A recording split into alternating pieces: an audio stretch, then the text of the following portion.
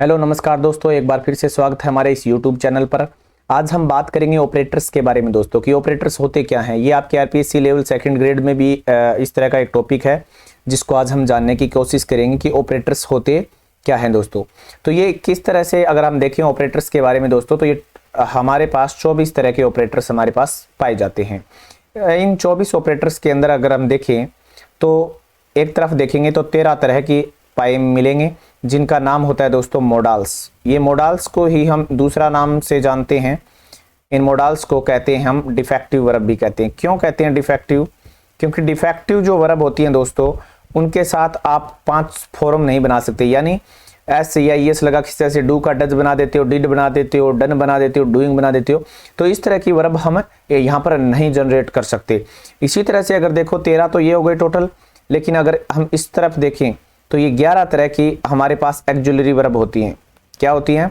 Auxiliary verb होती हैं हमारे पास 11 तरह की। इन 11 तरह की एक्जुलरी वर्ब में आपने पढ़ा होगा जो पहले होती हैं डू। डू की 3 तरह की फॉर्म होती हैं, बेसिक सी जानकारी है, आप जानते भी होंगे, डू, डज और डिड। और इन्हीं तरह को आप ये जो मैन इसका किरदार निभाती है। इसी तरह से आपने देखा होगा एक बी वर्ब भी होती है जिसका नाम है माफ़ी चाहूँगा, बी की 5 फॉर्म्स होती, लगभग 8 होती हैं, लेकिन यहाँ हम 5 का ही जिक्र करेंगे क्योंकि हम क्या पढ़ रहे हैं? ऑपरेटर पढ़ रहे हैं। तो इज, एम और आर माय डियर फ्रेंड्स। और पास्ट की होती हैं वाज और वेयर, यानी वर जिसे आप बोलते हैं। ठीक है दोस्तों। इसी तरह से हम देखते हैं डू और बी के बाद एक वर्ब होती है हमारे पास हैव। ये भी काम करती है किस चीज़ का? इसके भी 3 पार्ट हैं, जैसे कि हैज, है और हैड दोस्तों।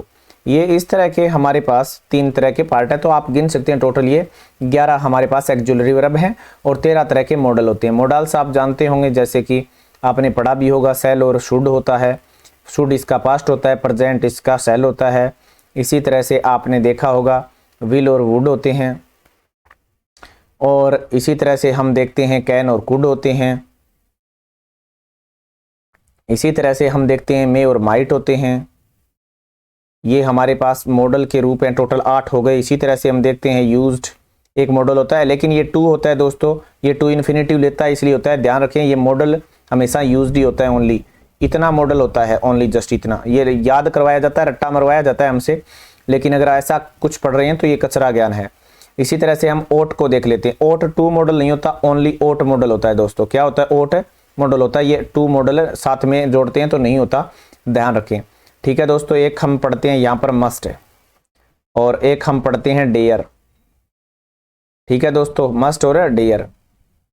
और एक हमारा रहता है लास्ट में नीड। तो ये 13 जो हैं हम इनको क्या नहीं कर सकते, मॉडल्स जो है हमारे ये डिफेक्टिव वर्ब्स के अंदर आते हैं और इनको हम चेंज भी नहीं कर सकते हैं दोस्तों। ये बात आप ध्यान रखें। अब आगे हम देखते हैं कि ये होते क्या हैं। पहली चीज आप ध्यान रखिए, ये हमेशा जितने भी ऑपरेटर हैं हमारे ये फाइनाइट होते हैं। फाइनाइट क्यों होते हैं दोस्तों? आप ध्यान से देखें, ये हमारे को क्या बताते हैं? टेंस भी बताते हैं। हमारे को क्या बताते हैं? टेंस। क्या ये टेंस नहीं बताते? ये डू, डिड, ये प्रेजेंट की हैं, ये पास्ट की हैं, इधर वाली ये पास्ट की हैं, इधर वाली प्रेजेंट की हैं। तो ये टेंस बताती हैं, और जो टेंस बताती हैं दोस्तों वो हमेशा फाइनाइट वर्ब कहलाती हैं। ये सेल भी टेंस ये खैर देखिए सेल है, सेल के साथ फ्यूचर टेंस का हमें पता चल जाता है, विल से भी टेंस का पता चल जाता है, इससे प्रेजेंट का पता चलता है, इनसे पास्ट का पता चल जाता है कि ये पास्ट टेंस में चला जाएगा। तो जो भी हमारी टेंस बताती हैं वो सारी की सारी फाइनाइट वर्ब भी कहलाती हैं। तो ये जो ऑपरेटर के अंदर आती हैं ये सारी की सारी क्या कहलाती हैं दोस्तों? फाइनाइट वर्ब कहलाती हैं। अब हम नेक्स्ट पार्ट पर चलते हैं, हमारे दूसरे पेज पर। यहाँ देखेंगे हम कि फाइनाइट वर्ब के बाद ये हैं क्या। तो हमने यहाँ पर अभी तक क्या पढ़ा, अगर आप लिखना चाहो तो लिख भी सकते हो, यू कैन राइट ऑल्सो। तो माय डियर स्टूडेंट्स ध्यान रखें, हमने किस तरह की पढ़ी? 24 फाइनाइट वर्ब पढ़ी है अभी। ये 24 हम क्या कह सकते हैं? इसको दूसरा नाम फाइनाइट वर्ब भी हम कह सकते हैं। ओके। नेक्स्ट चीज जो है फाइनाइट वर्ब भी कह सकते हैं, फाइनाइट एक्जुलरी वर्ब भी कह सकते हैं। इन्हीं का एक नाम और हम दे सकते हैं जिसे हम क्या कह सकते हैं? 24 एनोमलस। क्या नाम दे सकते हैं दोस्तों? 24 एनोमलस वर्ब। ठीक है, एनोमलस।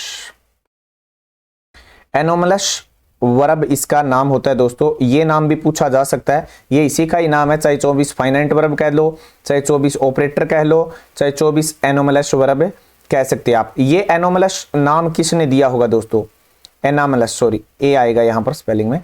एनामलस जो नाम है ये किसने दिया होगा? याद है, ये दिया गया है, एक नाम है जिसका नाम आपने सुना भी होगा कहीं ना कहीं, A.S. हॉर्नबी।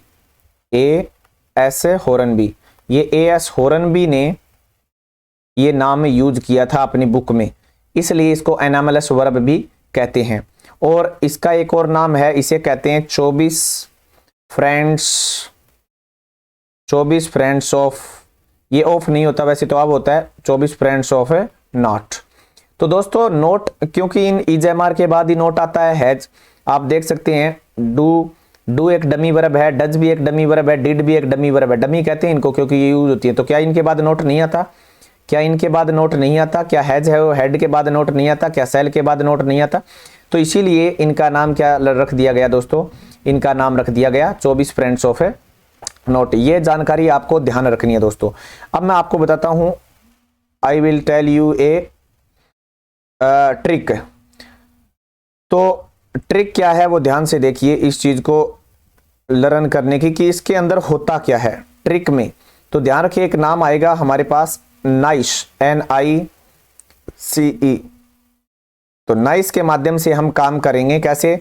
एन का मतलब क्या होता है? एन का मतलब होता है दोस्तों निगेशन। क्या होता है दोस्तों? निगेशन नाम होता है। निगेशन का मतलब हम आगे जानेंगे, कोई चीज जब हम मना करते हैं। ठीक है दोस्तों, 4 चीजें पढ़ेंगे ऑपरेटर के अंदर हम निगेशन। एक आपने पढ़ा होगा, आई का मतलब होता है इंटेरोगेशन।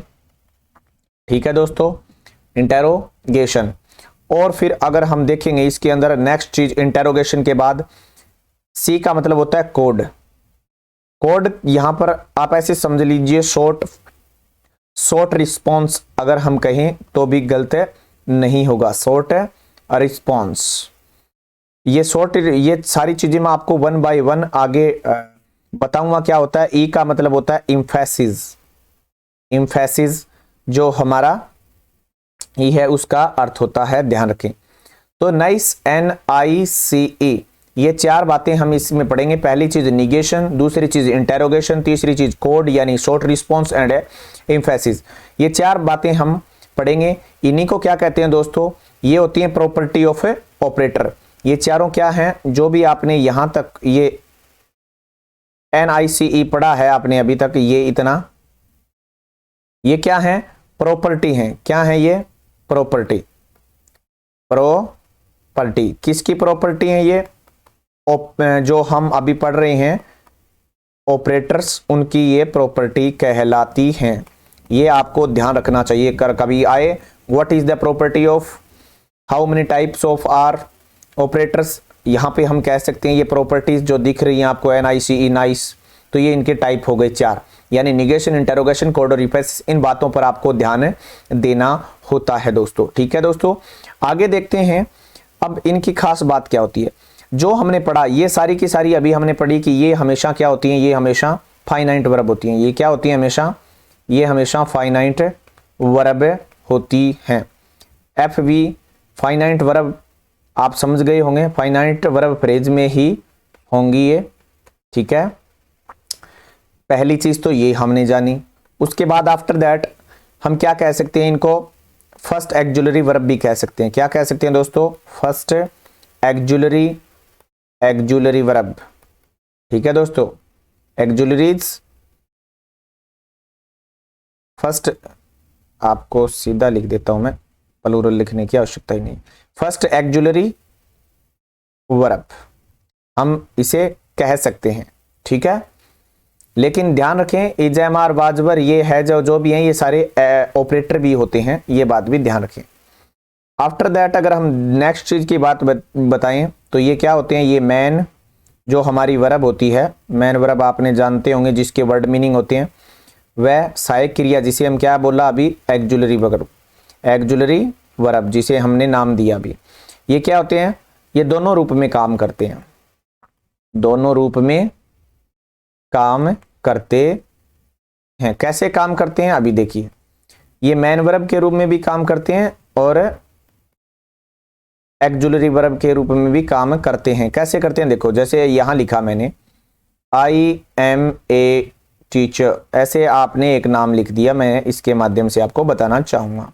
अब आप देख सकते हैं एम क्या है यहाँ, ये आप इधर देखोगे तो ए टीचर, एक इधर से एक सब्जेक्ट है, सब्जेक्ट को हम यहाँ क्या कह सकते हैं, नाउन, और मॉडर्न अंग्रेजी में इसी को नाउन फ्रेज बोल देते हैं। ये हेल्पिंग वर्ब नहीं है दोस्तों। पहली चीज ये क्या है, यहाँ पर एक मैन वर्ब है ये, क्योंकि याद रखें जीवन में अगर एक ही सेंटेंस हो, यानी एक ही क्लाज हो, ये पूरा का पूरा एक सेंटेंस है यहाँ दोस्तों, यहाँ से लेकर यहाँ तक ये एक पूरा का पूरा सेंटेंस है।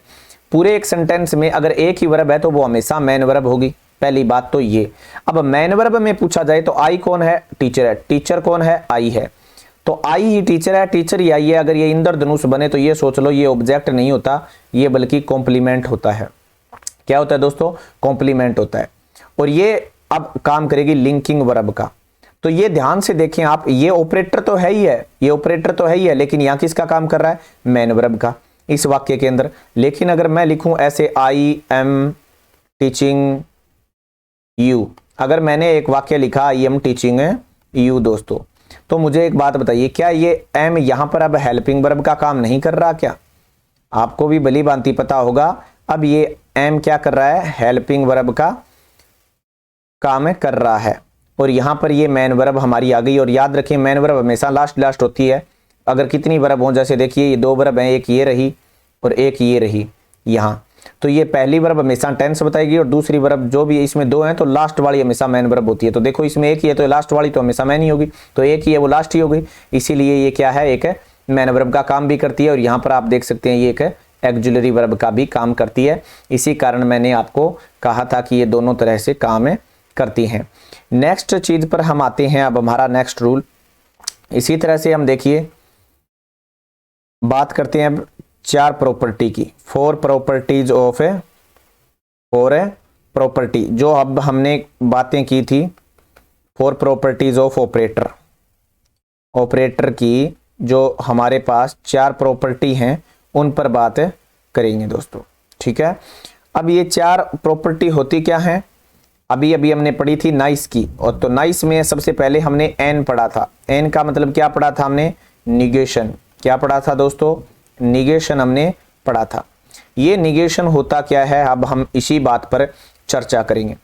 आप सोच रहे होंगे जैसे कि किसी ने लिखा he is playing football, he is playing football.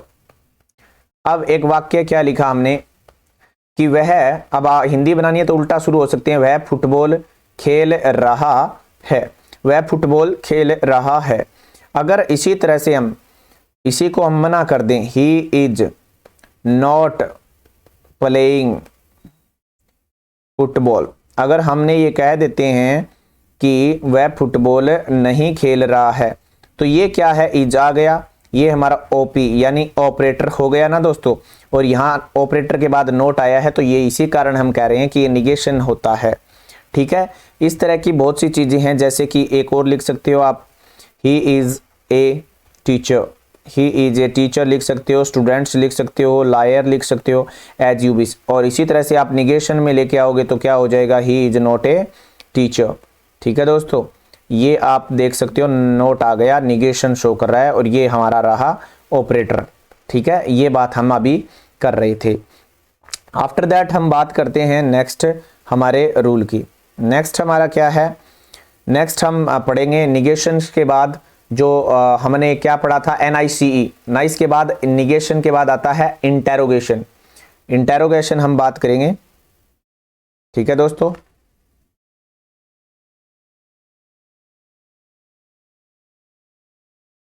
ये थोड़ा सा एक मिनट। अब नेक्स्ट हमारा जो 2 नंबर पार्ट है वो क्या है, इंटेरोगेशन। इंटेरोगेशन में आप जानते हो कि प्रश्न पूछा जाता है। क्या पूछा जाता है दोस्तों, प्रश्न पूछे जाते हैं। इंटेरोगेट जैसे कि उदाहरण के तौर पे, ही इज प्लेइंग। अब अगर इसी को इंटेरोगेशन में रखना है तो क्या करोगे, इस ऑपरेटर को हम पहले रख देंगे, is he playing, is he playing दोस्तों, तो ये इस तरह के आप खैर जानते ही हो, सॉरी ये नहीं आएगा यहाँ, मैंने ऐसे ही लगा दिया ही इज प्लेइंग, जो भी हमने लिखा, और यहाँ लिख देंगे प्रश्नवाचक निशान। तो ये हमारा इंटरोगेशन हो गई। ये बहुत इजी से लगते हैं आपको और हैं भी इजी। जैसे कि एक उदाहरण और लिख देता हूँ, ही लाइक्स कॉफ़ी, इस तरह का एक उदाहरण लिख लिया। और इसी को प्रश्नवाचक बनाना है तो हम लिख देंगे does he like coffee.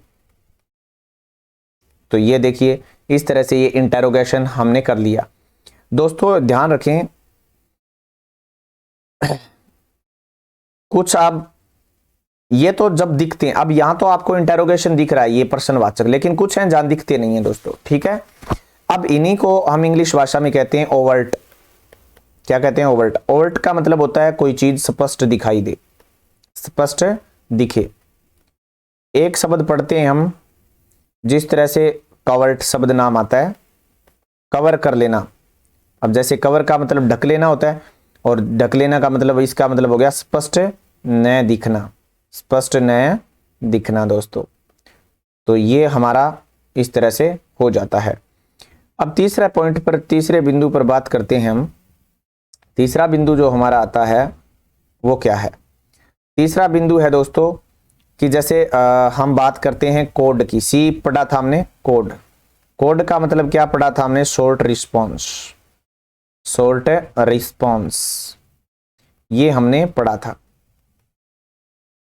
Short response क्या होता है इस पर हम अब बात करेंगे दोस्तों। जैसे कि किसी ने लिखा do you like coffee, do you like coffee, किसी ने ये लिख दिया, क्या तुम कॉफी पसंद करते हो? ये ए नाम का कोई व्यक्ति है, उसने पूछा, तो बी आदमी ने क्या कहा? Yes, yes I do, yes I do, और यहां खत्म कर दिया। तो इसी को कहते हैं शॉर्ट रिस्पॉन्स देना। इसका मतलब क्या है? यस आई लाइक कॉफी, इतना मतलब होता है, लेकिन इन्होंने क्या कह दिया? Yes I do. इसी को ही कहते हैं हम शॉर्ट रिस्पॉन्स। क्या कहते हैं दोस्तों? इसको शॉर्ट रिस्पॉन्स कहते हैं। ये ध्यान है आप रखें।